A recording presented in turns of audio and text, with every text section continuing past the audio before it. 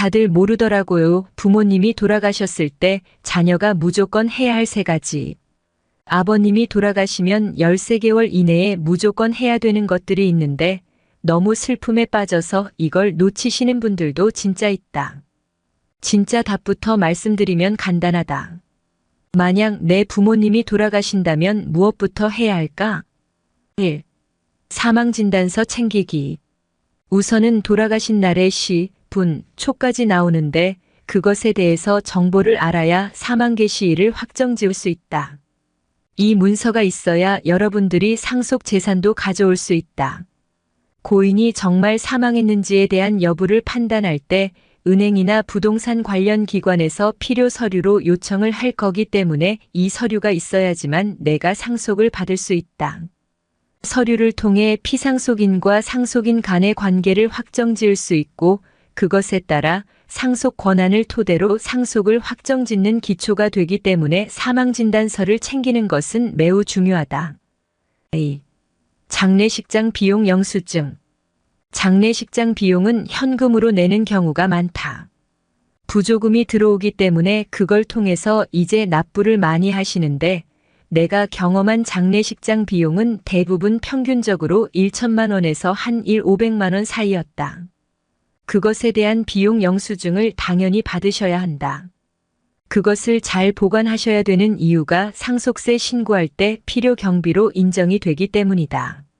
장례 비용으로 인정이 돼서 그 경비가 없거나 500만 원 미만이면 500만 원까지는 당연히 인정을 해주고 1천만 원 초과하게 되면 1천만 원까지 인정을 받을 수 있다.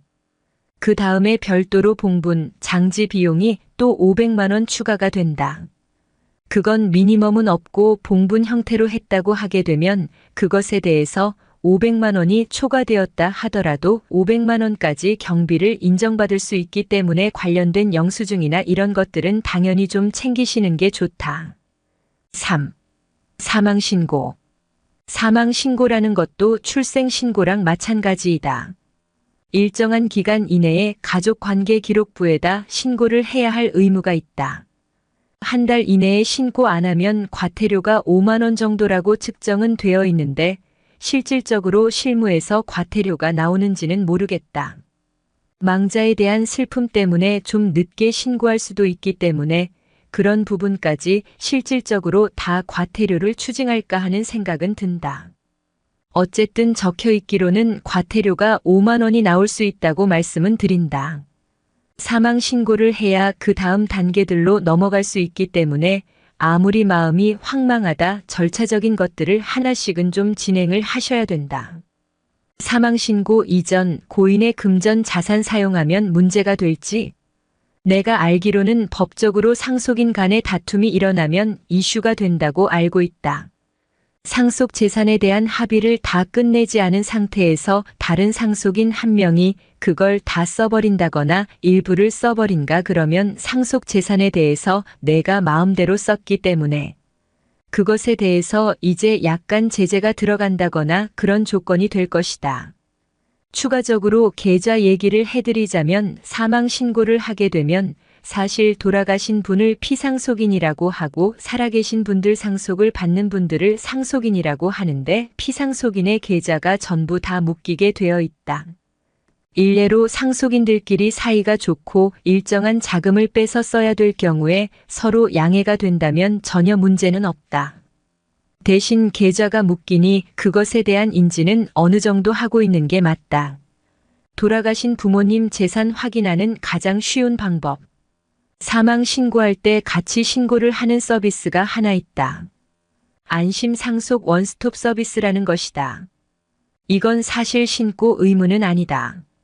서비스를 해주는 건데 대한민국에서 피상속인고인이 가지고 있는 부동산, 금융재산, 국세, 세금 밀린 것, 피상속인과 관련된 자동차 등 모든 정보를 다 확인해주는 안심 상속 원스톱 서비스라는 게 있다. 그니까 말 그대로 돌아가셨으니 재산에 대한 파악을 하셔야 되는데 그 재산 파악을 국가에서 한 번에 쭉 알아봐 주는 것이다. 사실은 나도 내 아버지가 통장 계좌에 얼마 있는지 전혀 모른다. 그리고 어디 은행에 계좌가 있는지도 모른다. 사실은 그런 것들에 대한 제반 사항들을 전부 다 국가에서 알려주는 것이다. 대부분 7일 20일 사이에 전부 다 받아볼 수 있다. 그러면 이제 문자로 어디 계좌가 뭐가 있고 어디 계좌가 뭐가 있고 이런 것들에 대한 정보를 확인할 수 있고 그걸 토대로 상속 재산이 어디에 어느 정도 있는지 깨달을 수 있다. 그 다음 단계로 상속인에 대한 금융재산 상세 내역을 확인할 수 있는 금감원 사이트가 있다. 거기에 들어가면 좀 더 프린트해서 볼 수 있게끔 문서 형태로 나온다. 그래서 은행, 보험이 어디에 있는지 쭉 나오는 것을 출력한 다음에 해당 은행에 가서 상속인들이 상속재산을 수령을 해야 하는 것이다. 그리고 부동산 토지, 건물이나 자동차 같은 정보를 얻어야 한다. 자동차 정보는 현장에서 대부분 바로 내역을 주신다. 생각지도 못하게 놀라면서 재산을 파악하는 경우도 있다. 그러니까 모든 정보를 알 수 있기 때문에 이 서비스는 꼭 받아보시길 권해드린다. 돌아가신 부모님 휴대폰 어떻게 해야 할까? 건보료, 인터넷, 그리고 휴대폰비는 대부분 내고 계실 것이다. 휴대폰은 끊으셔도 되지만 1년 정도는 가장 낮은 요금제로 바꾸셔서 그 번호를 유지하셨으면 좋겠다. 여러 가지 이유가 있다. 첫 번째로 그냥 추억이 담겨 있는 아버님의 휴대폰이니까 뭐 사진도 한 번씩 보실 수 있고 그렇다. 두 번째로는 채권, 채무 관계를 확인하셔야 한다. 코로나 때 내가 확실히 경험했던 건데 사업을 왕성하게 하던 오너가 갑자기 돌아가셨다. 그러면 이 오너가 물건을 어디서 샀고 어디서 팔았는데 못 받은 돈들이 있을 것이다. 그런 채권, 채무 관계를 정리를 해야 되는데 이게 아버님이 갚아야 될 돈에 대해서는 그분들이 알아서 나타나지만 문제는 그 금액이 맞는지를 확인해야 된다. 왜냐하면 일부 변제했을 수도 있기 때문이다. 그리고 돈을 받아야 되는 입장이면 그 사람들은 장례식장에 안 나타난다. 그러니까 그런 것들을 확인하기 위해서라도 계좌 내역을 확인하기 전에 그것에 대해서 연결도 해야 되고 연락도 해야 되니까 휴대폰을 유지를 하셔야 한다. 그리고 고인이 되신지 모르는 지인분들도 많다.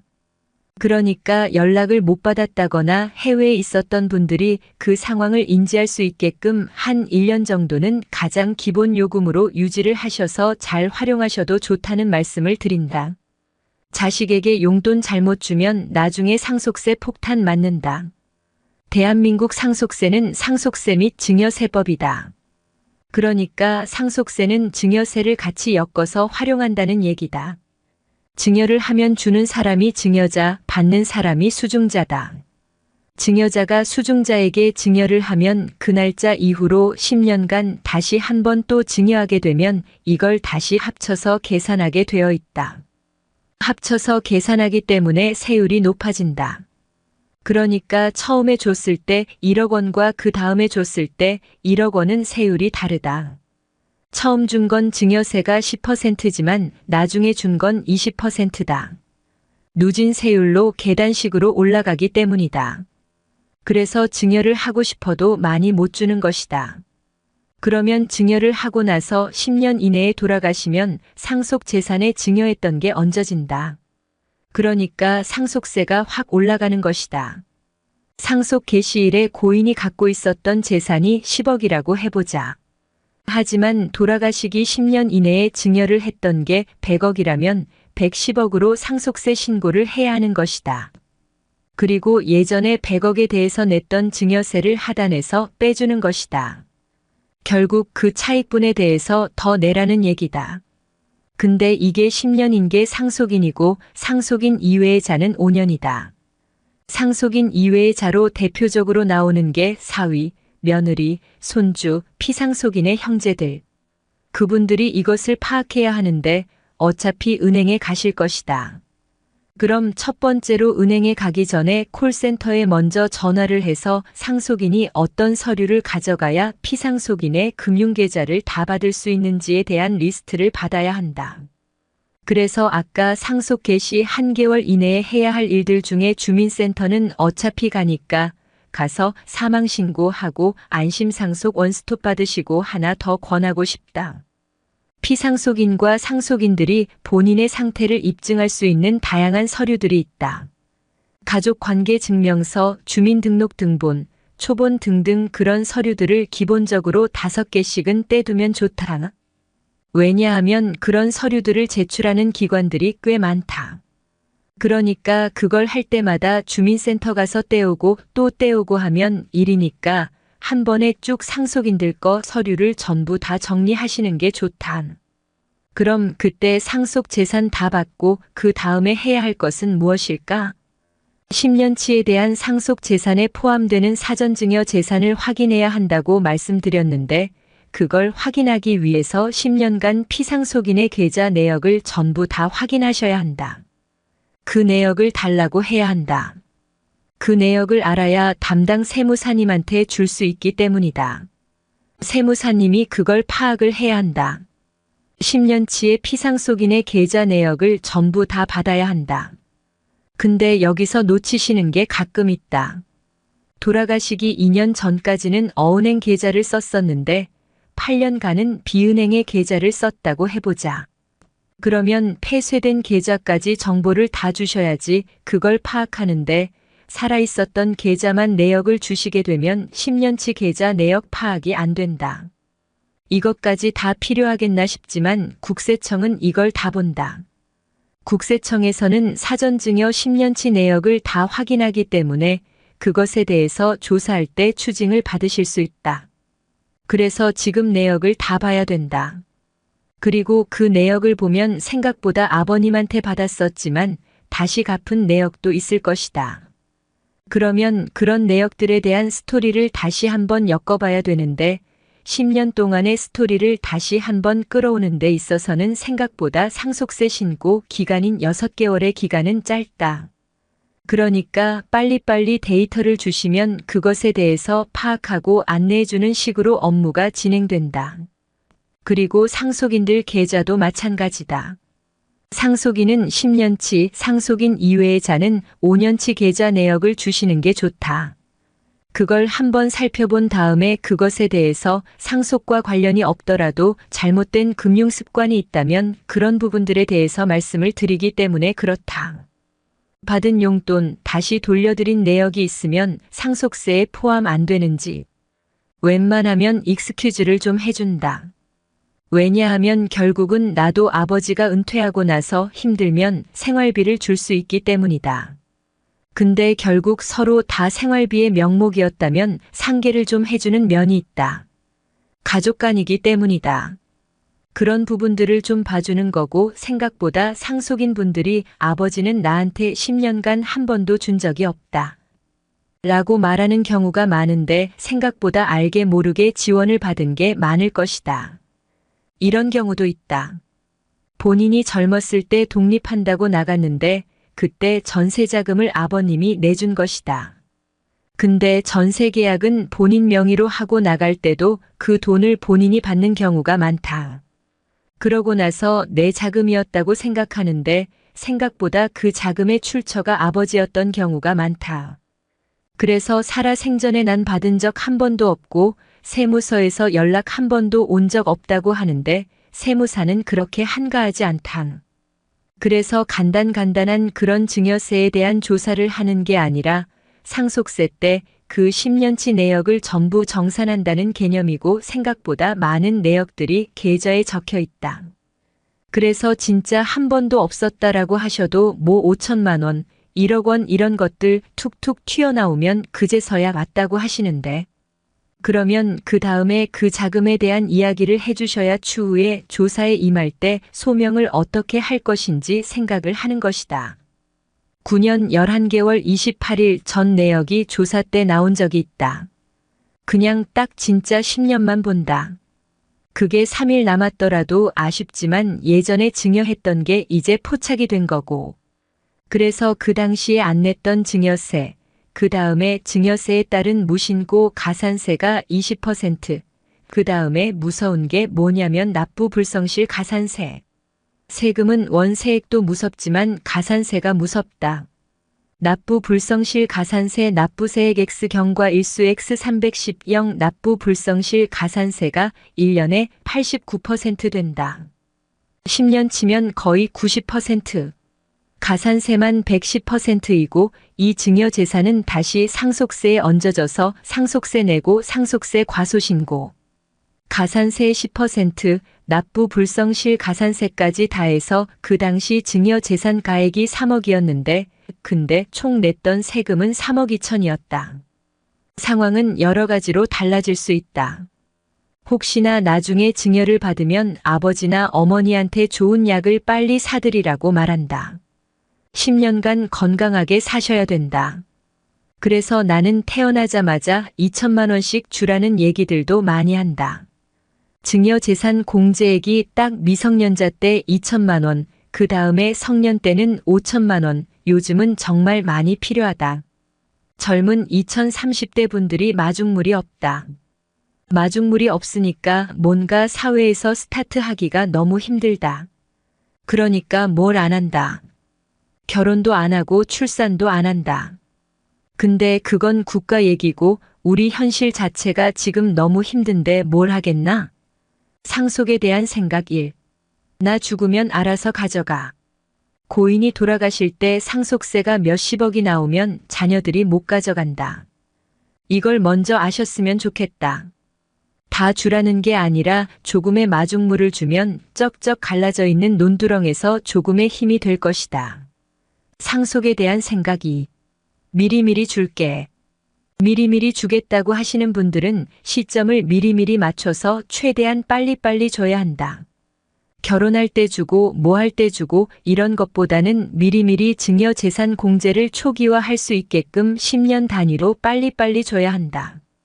고인이 돌아가시면 빨리 안심 상속 원스톱 서비스를 받고 내역을 뽑아본 다음에 아버지가 채무가 더 많다거나 소송이 걸려 있다거나 이런 것들에 대한 내역을 빨리 파악하셔야 한다. 파악하고 나서는 상속 포기와 한정 승인을 빨리 활용하셔야 한다. 답부터 말씀드리자면 배우자랑 상속인 자녀이 2명 있다고 가정해 보겠다. 그러면 간단하다. 자녀 2명이 상속 포기하고 배우자 1명이 한정 승인 받으시면 딱 그 대에서 끝난다. 이게 가장 심플한 매뉴얼이다. 근데 대부분 상속 포기만 알고 계신다. 상속 포기는 나를 그냥 투명인간 취급해 주세요. 나는 이거에 관련이 하나도 없습니다. 재산이든 채무든 아무런 관련이 없어요. 하는 개념이다. 한정 승인은 내가 재산을 받는데 채무 액수까지만 받을게. 그 다음엔 몰라. 라는 개념이다. 그러니까 대부분이 상속 포기만 알아서 3명이 다 상속 포기를 해버리면 손주한테 채무가 상속된다. 손주가 또 상속 포기를 하면 직계 존속으로 올라가고 형제로 넘어간다. 갑자기 모든 가족들이 상속 포기를 하게 된다. 그러니까 빨리 자녀가 상속 포기하고 배우자는 한정 승인을 하는 게 제일 심플하고 담백하다. 이걸 하기 위해서는 채무와 재산을 3개월 이내에 파악해야 한다. 뒤늦게 번거로운 일을 만들지 않았으면 좋겠다. 부모님 돌아가신 뒤 6개월 뒤 꼭 확인하셔야 하는 이것. 우선은 상속 재산에서 부동산이 차지하는 비율이 6,070% 이상이다.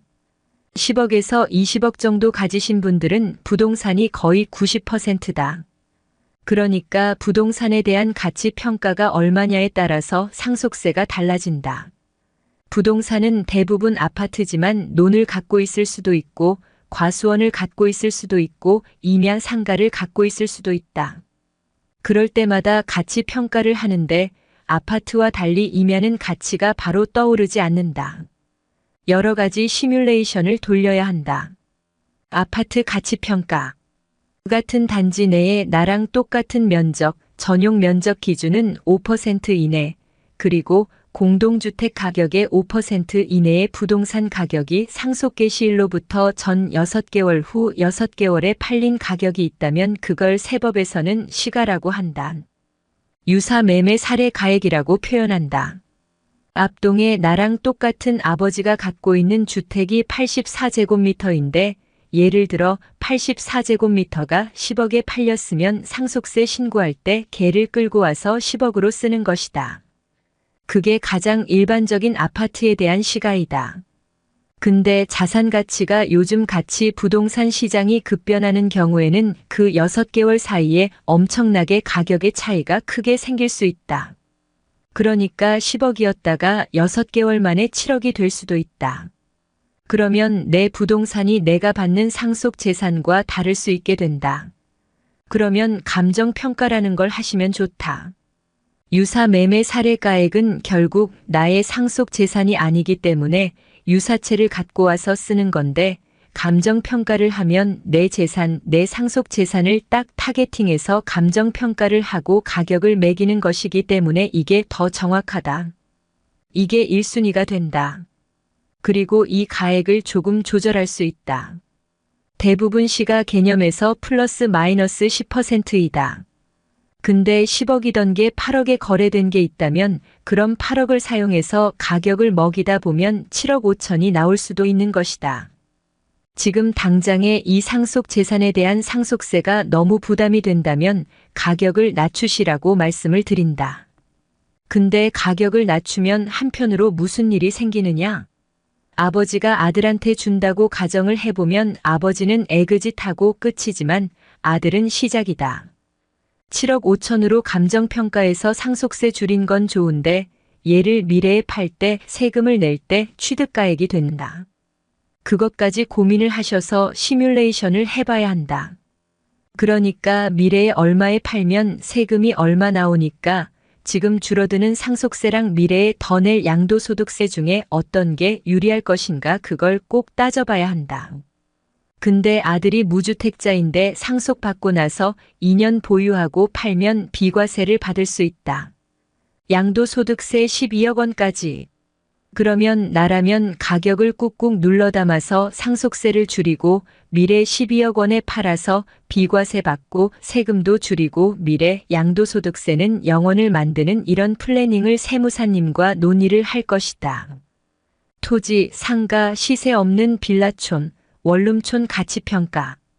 빌라는 주변에 비슷한 게 보인다 해도 건물의 형태, 외관, 사용 승인일, 품고 있는 땅의 면적도 다 다르다.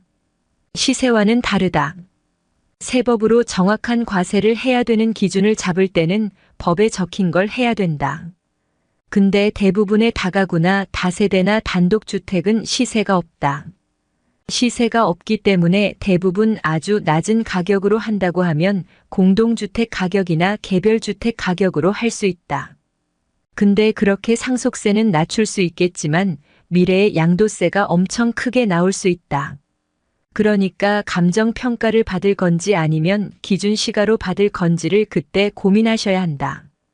최근 케이스 하나 말씀드리면 감정평가는 34억, 그 다음에 기준 시가는 공동주택 가격이랑 개별주택 가격은 14억이었다. 그러면 34억을 신고하게 되면 상속세가 배우자 상속공자나 다양한 걸 적용받아서 2억 5천 정도였다. 근데 이걸 기준시가 14억으로 받았을 때는 상속세가 0원이었다. 그러면 상속세 0원으로 가자고 하는데 이걸 미래에 30억에 판다는 가정으로 시뮬레이션을 돌려봤는데 상속인 3명이 똑같이 나눠 가져서 최대한 양도 소득세도 분산시켰을 때 7억 5천만 원이었다. 그래서 이분은 감정평가를 받아야겠다고 결정했고 감정평가를 최대한 낮추는 방법에 대해 논의를 했다. 그래서 부동산에 대한 시가평가가 상당히 중요하다. 상속세는 신고와 납부까지 6개월 이내에 해야 한다. 6개월 이내에 신고랑 납부를 해야 하기 때문에 6개월간 납부 재원을 마련해야 한다. 몇 천만 원, 몇 척씩 나오면 부담될 수 있다. 그나마 상속세는 납부 방식에 연부연납이라는 제도가 있다. 그래서 매년 1,000만 원 이상 낸다고 하면 최대 10년까지 좀 쪼개서 낼 수 있다. 최대 11조각 쪼개서 낼 수 있는 것이다. 신고를 안 하시면 그 다음날 바로 무신고 가산세가 20% 붙는다. 그리고 일정 기한 내에 다시 신고를 하면 가산세를 줄여주긴 하지만 신고 기한은 무조건 지키시는 게 좋다.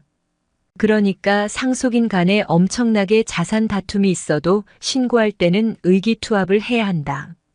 본인들의 재산을 지키는 것이기 때문이다. 가산세가 생기지 않아야 되니까 이 부분은 같이 좀 협업을 하시는 편이다. 그래서 꼭 신고는 제때 하시고 납부도 제때 웬만하면 맞춰서 하시라고 말씀드린다. 상속인 간에 다툴 때는 납부를 어떻게 하나? 피상속인이 갖고 있던 계좌를 공동계좌로 만들면 된다. 공동계좌는 이름이 여러 명 들어가면 여러 명의 동의가 없으면 계좌 인출을 못하게 되어 있다. 그래서 그건 공동자금으로 놔둬서 추후에 상속세 낼 때 거기서 먼저 내게끔 하는 것이 상속재산에 대한 다툼에 대해서 조금이나마 덜 다투게 될 수 있고 같이 위험을 해소할 수 있는 방법이 될 수 있다. 취득세 신고 및 납부. 아까 말씀드렸지만 부동산이 상속재산의 대부분이다. 그러면 주택을 받을 때도 생각을 해야 한다. 무주택자인 상속인이 받을 때는 취득세가 0.96%로 아주 낮다. 근데 무주택자가 아닌 사람이 받으면 2.96% 아니면 국민주택 규모를 초과를 하면 3.16%를 내야 한다. 3배를 더 내야 한다. 그러니까 상속 재산을 받을 때도 누가 받을지를 고민해야 한다. 그래서 부동산에 대한 등기는 가장 마지막 달에 하라. 모든 게 다 정리되고 나서 세금을 가장 줄일 수 있는 전략 방식으로 부동산 등기를 하는 게 제일 좋다. 고인에게 사업소득 또는 근로소득이 있었다면 종합소득세 신고. 종합소득세 신고는 다음 연도 5월 아니냐고 하시는데 돌아가시면 아주 예외적으로 그날 이후로 6개월 이내에 신고하셔야 한다. 종합소득세 신고를 하고 나서 거기에 대해서 세금이 나오면 그 세금을 상속세 신고할 때 필요 경비로 넣을 수 있다. 그러니까 종합소득세 신고를 최대한 빨리 진행을 하셔야 한다.